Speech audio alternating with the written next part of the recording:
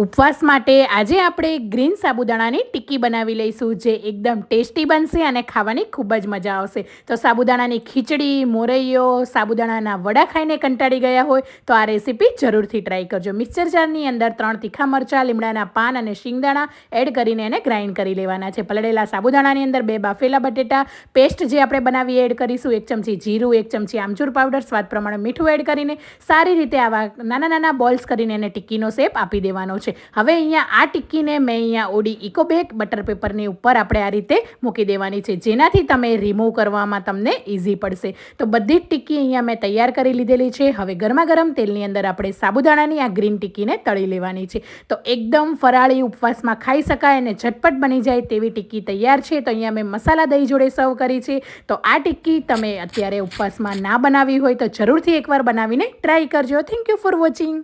અને રેસીપી કેવી લાગી એ પણ જણાવો.